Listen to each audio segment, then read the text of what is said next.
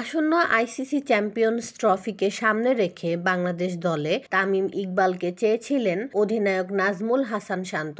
বিসিবিও চেয়েছিল তামিম যেন আবার লাল সবুজের জার্সি গায়ে মাঠে নামুক। তবে সবাইকে হতাশ করে তামিম ইকবাল জানিয়ে দিলেন যে তিনি আর কখনো বাংলাদেশের হয়ে খেলবেন না।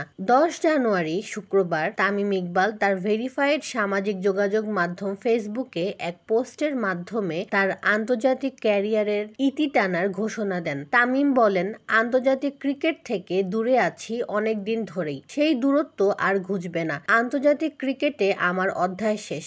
অনেক দিন ধরেই এটা নিয়ে ভাবছিলাম। এখন যেহেতু সামনে চ্যাম্পিয়ন্স ট্রফির মতো বড় একটি আসর সামনে, আমি চাই না আমাকে ঘিরে আবার আলোচনা হোক এবং দলের মনোযোগ ব্যাহত হোক। বিসিবির সঙ্গে কেন্দ্রীয় চুক্তিতে না থাকার প্রসঙ্গে তামিম বলেন, এটা অবশ্য আগেও চাইনি বলেই অনেক আগে নিজেকে বিসিবি কেন্দ্রীয় চুক্তি থেকে সরিয়ে নিয়েছি। যদিও অনেকেই বলেছেন অনেক সময় মিডিয়ায় এসেছে আমি নাকি ব্যাপারটি ঝুলিয়ে রেখেছি, কিন্তু বিসিবির কোনো ধরনের চুক্তিতে যে নেই। 1 বছরের বেশি সময় আগে যে নিজ থেকে সরে দাঁড়িয়েছে তাকে পরিকল্পনায় রাখা বা তাকে নিয়ে আলোচনারও তো কিছু নেই। তারপরও অযথা আলোচনা হয়েছে। অবসর নেওয়া বা খেলা চালিয়ে যাওয়ার সিদ্ধান্ত একজন ক্রিকেটার বা যে কোনো পেশাদার ক্রিকেটবিদের নিজের অধিকার।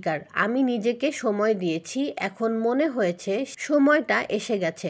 ভক্তদের উদ্দেশ্যে তামিম আরও বলেন, 2023 বিশ্বকাপের আগে যা হয়েছে আমার জন্য তা বড় ধাক্কা ছিল। যেহেতু ক্রিকেটীয় কারণে আমি দলের বাইরে যাইনি, তারপরও আমি যেখানে গিয়েছি ক্রিকেট ভক্তদের অনেকে বলেছেন আমাকে আবার জাতীয় দলে দেখতে চান। তাদের ভালোবাসার কথা ভেবেছি আমি। আমার ঘরেও একজন অনুরাগী আছে। আমার ছেলে কখনো আমাকে সরাসরি বলেনি, কিন্তু তার মাকে বারবার বলেছে বাবাকে আবার দেশের জার্সিতে খেলতে দেখতে চায়। ভক্তদের হতাশ করার জন্য আমি দুঃখিত। ছেলেকে বলছি, তুমি যেদিন বড় হবে সেদিন বাবাকে বুঝতে পারবে।